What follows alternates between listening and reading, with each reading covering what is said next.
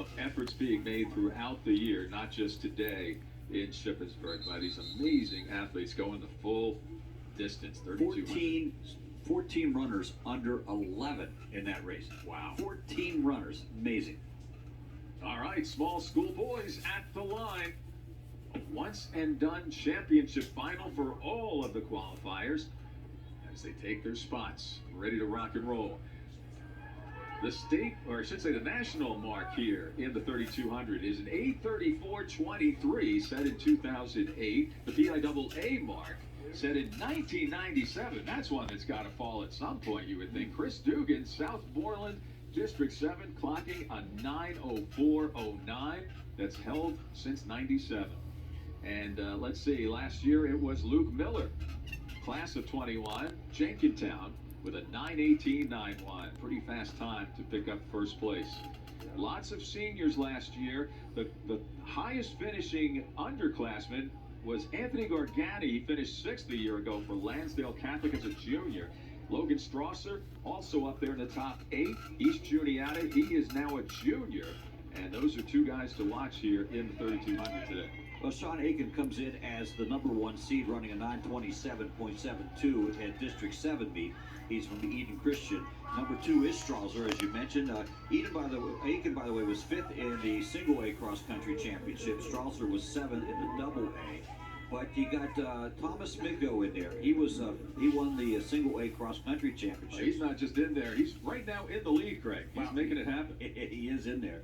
And again, his seat time may be down a little bit, but nevertheless, he has the ability out of District 11 Palisades. And so, strong field here in the double A, and unlike what we saw in the girls triple A, no one jumping out, or the girls double A as well, no one jumping out to take a big lead here. Pack stays intact. AC 357 trying to do his best to keep pace with Smigo. That's Oliver Heitzelman, a freshman for Northwest area out of District 4. His seed time pretty good, under 10, a 9:42.88 in his freshman season. Yeah, they're and now again, Smigo, don't let the number 13 on his hip fool you for one moment. Again, he has the ability to run here. You mentioned Gargania. He is the 8th seed coming into this race. So halfway through, or excuse me, quarter way through, they're coming through. Still, that pack is there at a 2:19 mark. We talked a little bit about Sean Aiken. He was the man in gray yesterday as well for Eden Christian Academy, taking a top 5 finish in the 1,600 with a 4:16.45. Plants himself right up there in this race in the top 3 at this point of the competition. Well, those top 3 are legit. Kevin Sherry, we saw him in the 1,600 as well. He was up there. He's 149 in the blue jersey. As you see a pack of 4, maybe 5. The gentleman in 5 hanging on there, and again, a pretty tight race. Still, anybody's race at this point in time. This is probably the tightest pack that we have seen of any long distance race so far during these championships. Not much, only a few seconds between first and the caboose at this point. Yeah, if you're a spectator, this is what you want to see. If you're a runner, you don't want to see. You want to be out in front, controlling the race. But as a spectator, this is pretty cool. And we'll get a split time here for Smigo and the rest. A 3:31 and change it looked like as they crossed the start-finish line. So a 72 on that lap for them. So they went 2:20. That was about a 70 and a 7, probably a 69 and a 70, and now a 72. Is not unusual to slow down in these middle laps. Again, this is where the concentration has to come out. And there's certainly, at this point, you don't know how strategic it is, but Smigo leaving away, and the other one's just barreling up behind him. What a tight pack already. I mean, really, for coming up to the halfway mark. It is still, there's 6, 7, 8 people that can still win this race. Oh, no doubt. And Greg and Rick, I would be remiss, and I would hear from parents and maybe even superintendents if I did not mention the other freshman in this race. We talked about Oliver Heintzelman, who had a shot at the front there earlier. How about MJ Pottinger? He is from Grove City area at a District 10, the only other freshman to qualify in this long-distance 3,200-meter race. 4:44 as they cross at the mile mark. If they negative split it, certainly that would be an impressive run for everybody. And that pack still remains intact. That was a 73, 69, 70, 72, and a 73. Quite a different race strategy than we've seen in the first two races where we had athletes leading start to finish pulling away. This is a strategy race about, and it's going to be a kicker's race possibly with the last 300 meters or 400 meters. Right. I'm taking a look at number 272. That is Anthony Gargani, the highest finisher from a year ago, now in his senior year for Lansdale Catholic out of District 12. His qualifying time was a 9:41.39. I think he was holding back because last year in this contest he finished 6th place with a 9:31.85. And right now he is allowing others to kind of battle the breeze for him, staying pretty well tucked in behind some of the leaders currently in 4th place. And now we have some motion off the front.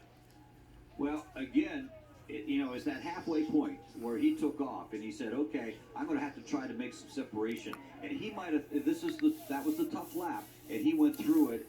He might be thinking, I don't want him running me down at the end if I can get out there, and he's running very well. We're a little below last year's pace. A 5:55 this year was a 5:52 and changed last year for the champion Luke Miller out of Jenkintown, who finished the race in a 9:18.91. And here we see number 149 pouring it on at the halfway point. Probably had that strategy coming in if he was in a good position. Kevin Sherry, Coudersport, District 9, only a sophomore. His qualifying time was a 9:39.64 to make it to Shippensburg today. If I remember correctly, he did a move like that in the 1600 as well.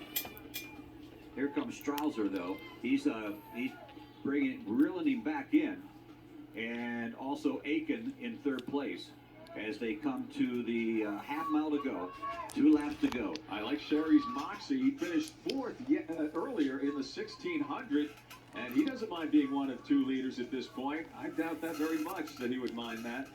He was a 7th seed coming in, so a 4th finish earlier today, and now a pretty good positioning here midway through the long one. He's got to be happy with his performance in his sophomore year. Well, he was able to keep Strauser out on the outside going around that turn, and we talked about that's not what you want to do. You don't want to have to run out there. But now Strauser has made the move to open up a gap, and he has a small, like a 3-yard gap on this one. Here comes Aiken as well. That'll be the number 2 and number 1 seed now taking over 1st and 2nd place as they pass Sherry at the 2:20 mark. Wow, how dynamic has this race has been? You see number 373 making his way through, still among the leaders, but he had led the earlier laps as well. Got to look for that second win, perhaps, for Tom Smigo of Palisades to try to rejoin the leaders. But now the gap is widening between 3rd and 4th place, and your leaders are starting to put some gaps between themselves here in the top 3. And here comes the gun, or the bell, at 8:11. And they'll come back fast, so it should be like a 9, I'm going to say about a 9:20. Oh, you know, all this shifting from the lead has made a difference. We are now under last year's winning pace. Yeah. It was 8:11 this time, you say, Greg. Last year it was 8:17 and a half, roughly. Well, they took off on that 3rd lap, and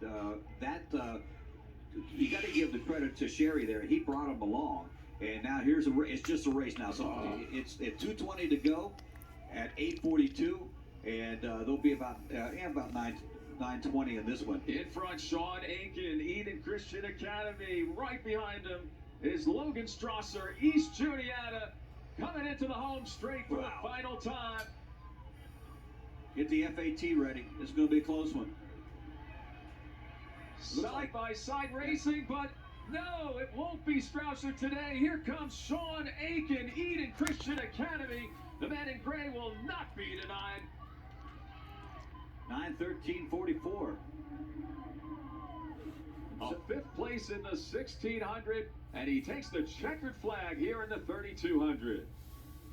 Well, that was a great strategy race from Aiken coming in, and he went out early, and then as you said, pretty dynamic flowing of the race there. Different leaders, different times, and then all of a sudden, coming down the home stretch, Aiken had a little bit more in the tank, and then Strouser did and picked up the win. And a phenomenal finish. I kind of missed the finishing time there. 9:13.44. 9:13.